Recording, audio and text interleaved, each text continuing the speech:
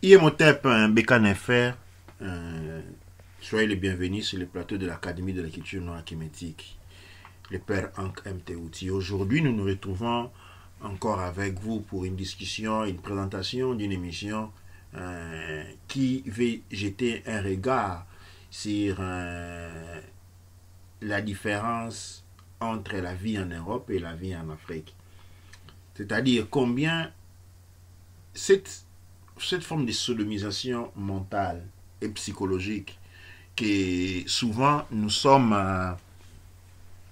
nous retrouvons à subir sur la conceptualisation de l'Europe. Une conceptualisation qui trouve ses racines déjà dans la littérature occidentale, et je vais vous faire une référence tout simplement au niveau des dictionnaires.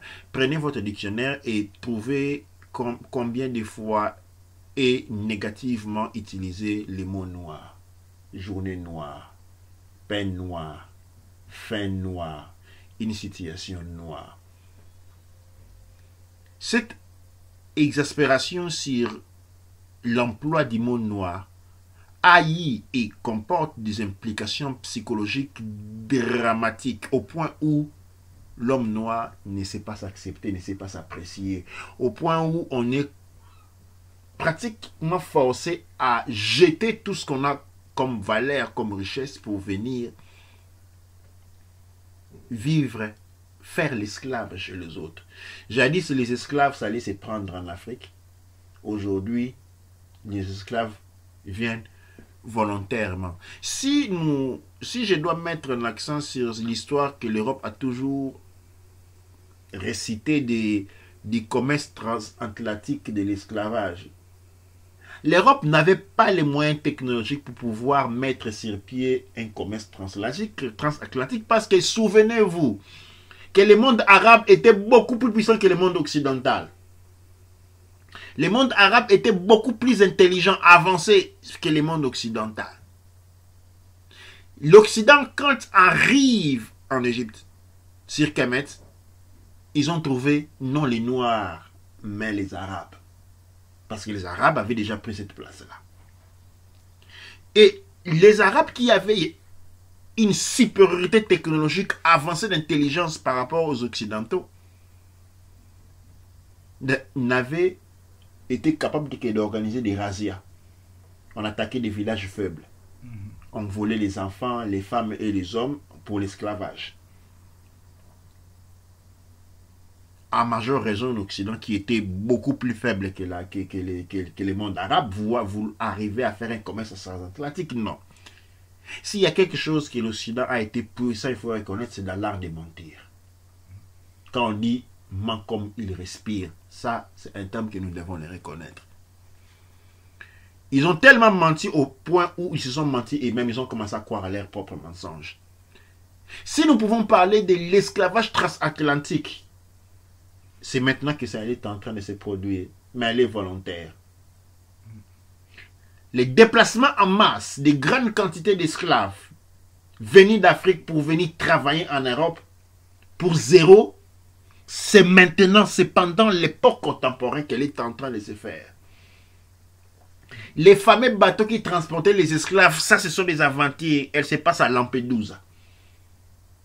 Ce sont les Africains volontaires, c'est ça.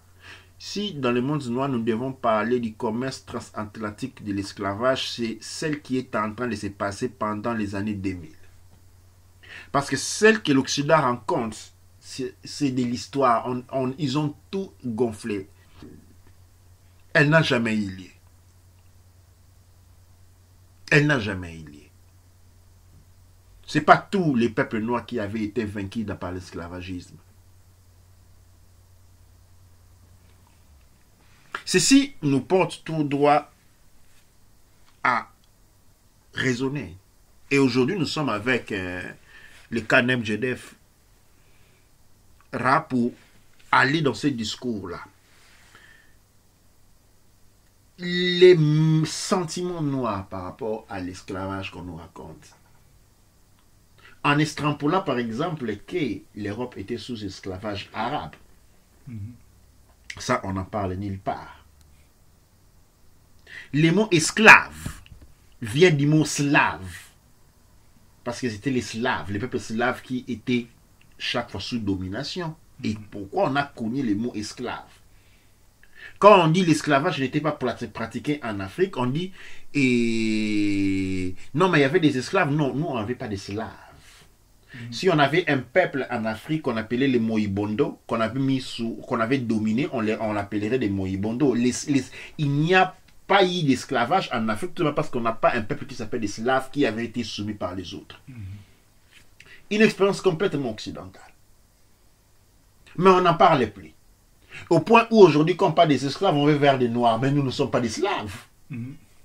L'esclavage est attribué aux noirs comme un permis, comme une marque. Mais non, absolument pas. La Chine a été sous esclavage de l'Angleterre. Personne n'en parle. La France colonisée par les Arabes, personne n'en parle. Et nous sommes les seuls qui continuons à entraîner cette marque d'esclavage. Vous savez pourquoi? Parce qu'elle est fausse. Parce qu'elle est fausse. Elle est montée de toutes pièces. Nous avons fait des émissions précédentes, nous avons parlé par exemple de l'histoire des États-Unis. Alors, dans les prochaines émissions, dans une prochaine publication de l'un travail que nous avons commencé, dont les noms, je me rappelle, je dois l'avoir fait, je ne sais pas de l'encyclopédie, non.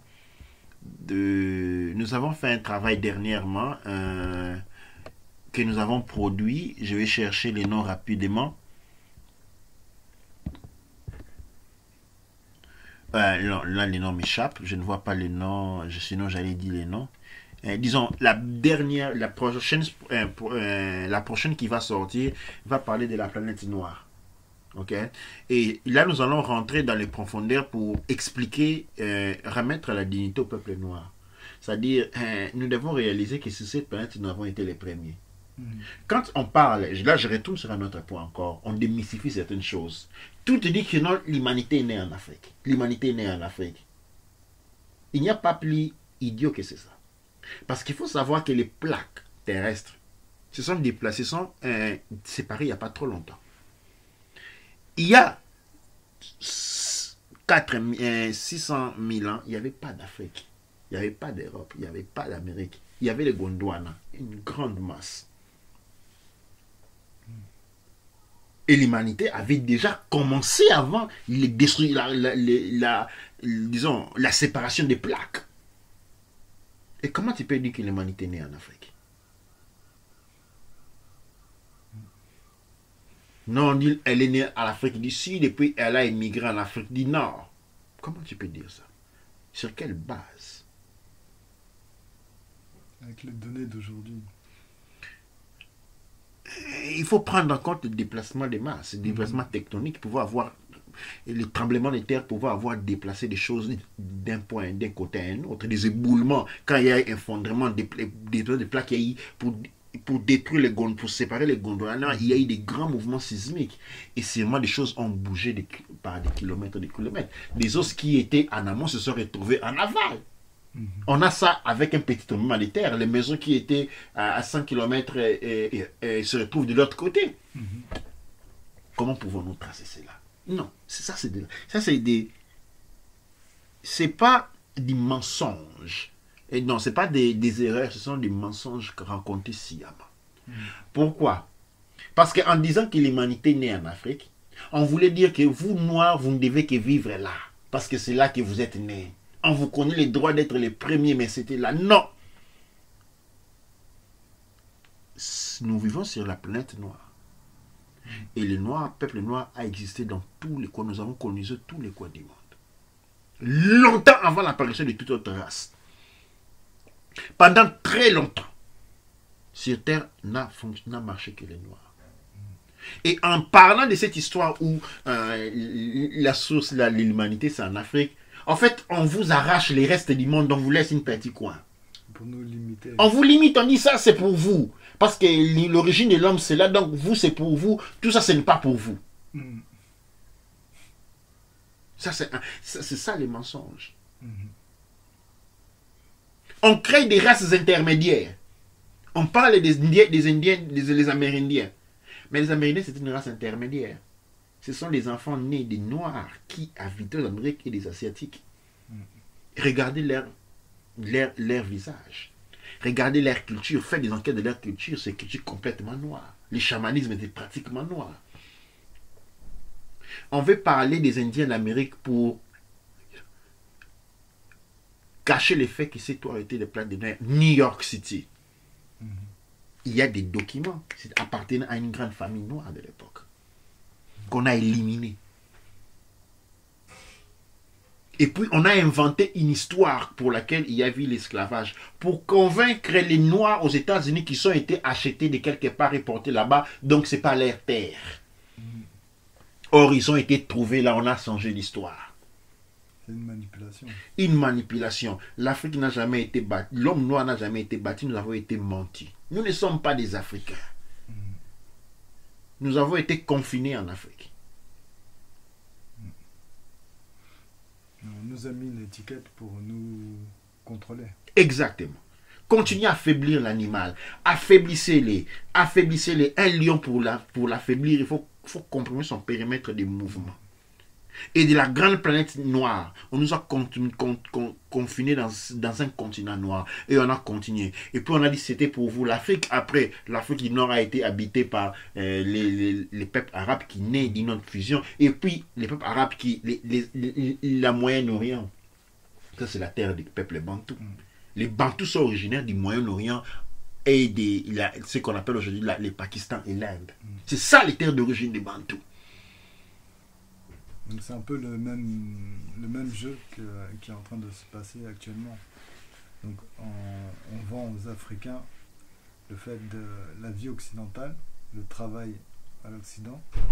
Donc c'est eux-mêmes qui vont économiser pour venir vivre en Europe. Oui. Alors qu'en Europe, on n'a pas de travail pour nous. Donc le but, c'est seulement de nous chasser des terres, de nous vider le continent pour eux occuper. Mais c'est eux qui nous poussent à partir, à nous donner l'envie de partir. Oui, exactement. C'est ça, le commerce transatlantique. Basé sur l'illusion. L'esclavage transatlantique n'a jamais eu lieu. Je n'ai pas dit que l'esclavage n'a pas eu lieu. Elle a commencé en Occident, la plus grande partie de l'Occident. En Afrique, on a eu des razzias. On a connu des razzias, des attaques.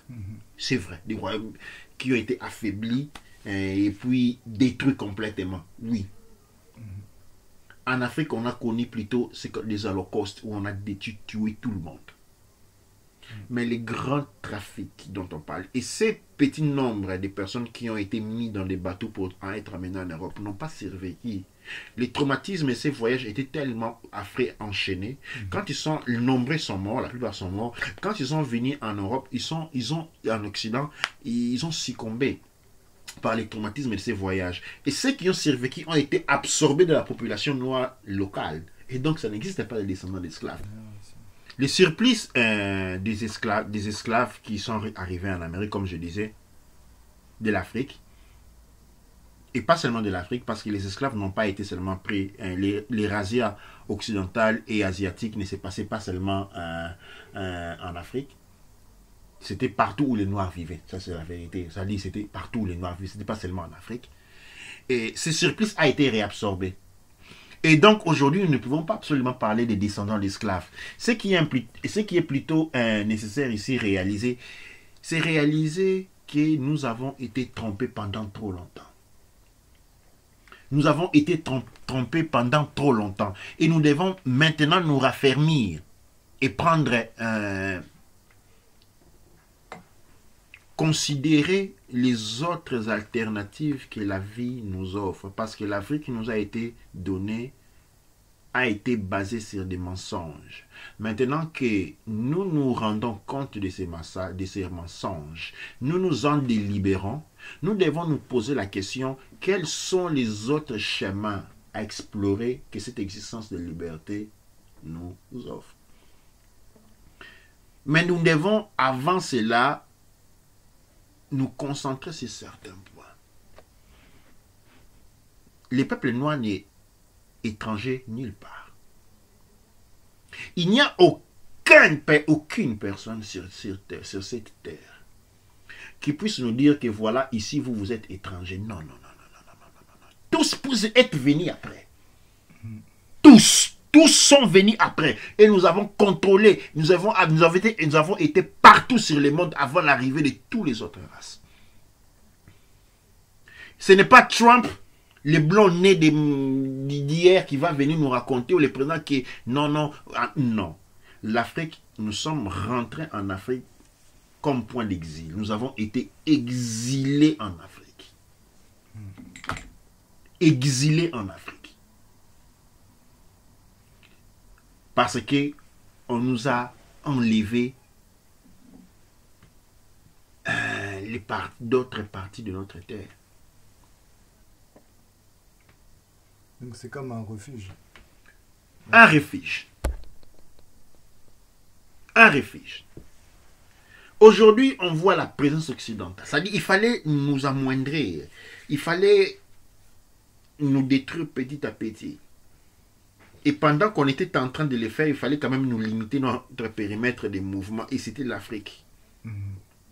Quand on regarde bien l'Afrique, c'est une île. C'est un grand île. C'est là où nous avons été confinés. Et maintenant, même là où nous avons été confinés, on découvre avoir beaucoup de richesses. Ils viennent s'installer là où nous étions. Et aujourd'hui, et je lance encore, il n'y a pas une tentative de destruction de l'Afrique. On est en train de détruire les Africains, ce que nous sommes devenus. Et c'est à ça que nous devons réagir. Mais nous ne devons pas réagir à ça par de la violence. Ils sont maîtres dans la violence. À toute arme que vous aurez, ils en ont plus. Nous devons nous affermir, nous devons devenir maîtres dans la connaissance, parce que la connaissance est le vrai pouvoir. La connaissance est le vrai pouvoir. C'est là que nous devons nous affermir, c'est là que nous devons devenir pour maîtres. Et c'est là que la jeunesse doit se concentrer. Je le répète encore une fois ici, il y a une grande tempête qui est en train de venir. Une grande tempête. Et de cette tempête, seulement peu d'arbres vont rester debout.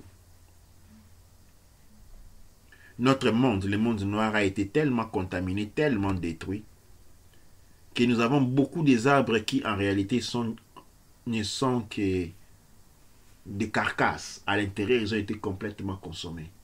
Et quand cette pluie va venir, tous ces arbres vont tomber par terre. Nous sommes en train de courir au repère, d'essayer de nous reconstruire sur base de ce que nous avons. C'est ainsi que nous lançons ces grands messages. Nous ne sommes pas des étrangers sur terre. Nous ne sommes des étrangers nulle part. Et cette planète, ce n'est pas la planète Terre. Cette planète, c'est la planète noire. Cette planète, c'est la planète noire.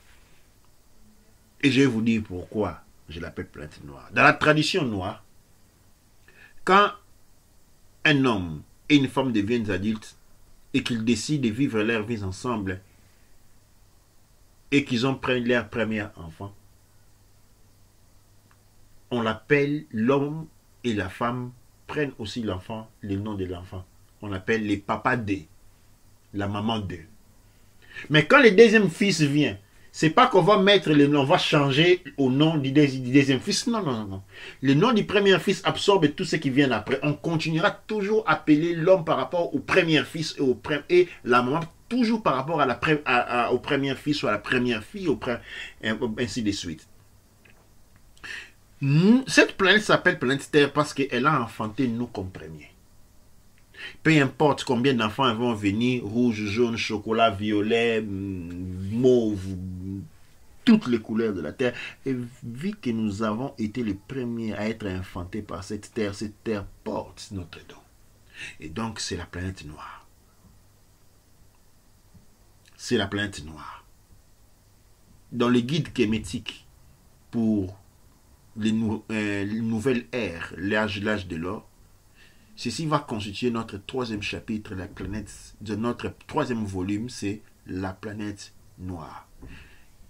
Nous n'avons pas beaucoup de temps. Mais nous avons beaucoup de travail à faire. Le travail à faire, ce n'est pas dans l'île de la révolution. Le travail à faire, c'est dans l'accumulation des connaissances. Nous devons comprendre qui nous sommes. Nous ne sommes pas des Africains. Nous sommes des Noirs. Et ça, c'est la planète noire. Nous ne disons pas être les uniques fils de la Terre. Je me répète, nous ne disons pas être les seuls fils de la planète noire. Mais nous disons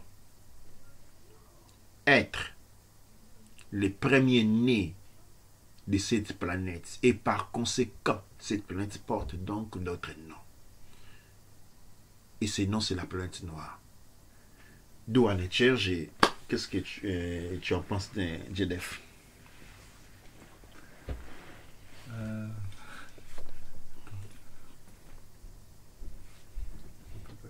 Tu ne sais pas quoi dire. Non, fais un commentaire. Dans la logique de la chose, oui, je suis d'accord avec ce que tu dis. Si on est arrivé les premiers, c'est étrange que l'on se retrouve les derniers, malgré que les suivants disent que nous sommes les premiers. Ils nous ont mis à une place de... C'est comme si même on n'a pas de place en fait. Malgré que toutes les civilisations se sont basées sur ce qui était déjà là. Mm-hmm. Parce que quand on regarde, quand on fait des recherches, on voit bien que la trace de l'homme noir était là et que toutes les civilisations se sont fondées dessus.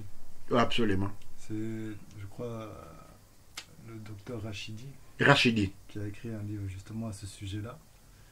Donc il est étrange que, partant de cette base-là, on en soit où on en est aujourd'hui. Donc le phénomène qui nous a amené ici, c'est bien un travail de, comment dire, de supercherie. Donc on nous a créé un personnage qui est l'Africain. Exactement. On nous a donné des caractéristiques. Exactement. Qu'on a acceptées de force. On peut même pas dire accepter vu qu'on nous les a imposées en fait. Maintenant qu'elles sont là, les générations qui ont accepté ça, c'est devenu naturel. Et c'est comme si on n'a plus d'identité réelle vu que c'est un personnage. C'est un personnage l'Africain, exactement. L'Africain, ce n'est qu'un personnage. Donc on ne sait pas qui on est, on ne sait pas vers quoi donner. Donc on regarde à la personne qui nous a programmé au final. Comme c'est notre père de création imaginaire, c'est devenu notre guide. Exactement. Mais comme ce guide n'est pas là pour notre bien, c'est comme si on court à notre perte en fait. Absolument. Donc quand tu dis que c'est la connaissance qui peut nous aider à sortir de là, il faut préciser quelle connaissance. Parce que actuellement, quand on parle de connaissance, on cherche toujours à faire des études, mais les études, on les fait elles sont données par qui? Les cours sont donnés par qui? La connaissance est quelque chose de très particulier. La connaissance, c'est la loi. La connaissance, c'est la vérité. Connaître, c'est connaître la vérité. Connaître, c'est connaître la vérité, c'est la loi. Et nous avons la maths qui nous donne une démarche à suivre. Et la maths n'est que la réalité de l'interconnexion entre tout ce qui existe. Tout ce qui existe, la connaissance de tout ce qui existe nous arrive à travers ce que nous appelons la culture. La connaissance ne se réfère qu'au domaine culturel. Quand on n'a pas connaissance de sa culture, du point de vue de l'existence, on n'existait pas. Mais ce qui est difficile, c'est justement la culture, comment la retrouver, vu que l'identité qu'on nous a donnée, ce n'est pas notre réelle identité. Donc comment retrouver maintenant cette source? La source, elle est toujours présente. Quand nous déconnectons du mensonge, nous retrouvons la vérité. Quand on sort de l'obscurité, on se retrouve dans la lumière. On n'invente pas la lumière. On n'invente pas la vérité, mais on peut s'inventer beaucoup de mensonges. Une fois qu'on quitte les mensonges, on est de la vérité. Ça, c'est un principe qui est comme ça. C'est comme la loi des 7. La loi des 7 dit ceci. Aucun phénomène naturel, ok, peut continuer à l'infini. Quand il commence à pleuvoir, à un moment donné, la pluie s'arrête. La planète tourne, il fait une rotation. À un point où il arrive, dans un point où s'il continue, il y aurait bouleversement, des catastrophes. Il s'arrête et commence le mouvement contraire. C'est la loi des 7. La loi des 7, c'est-à-dire la loi des Tasseti. Elle est appelée loi des Sept parce qu'on l'a pris des Seti. Loi des Sept, c'est 7 Septi. La loi des Tasseti. Aucun phénomène va à l'infini. Cela signifie quoi? Signifie dès qu'on quitte une chose, on se trouve dans son opposé. Quand on sort des mensonges, on est dans la vérité. Il ne faut pas tant rechercher la connaissance. Il faut plutôt se débarrasser des mensonges. Dès qu'on s'est débarrassé, dès qu'on a purifié l'eau de ses saletés, on se retrouve avec quoi? Avec de l'eau fraîche. Ce qui devait nous intéresser aujourd'hui, à la jeunesse noire, ce n'est pas tant celui d'accumuler des connaissances.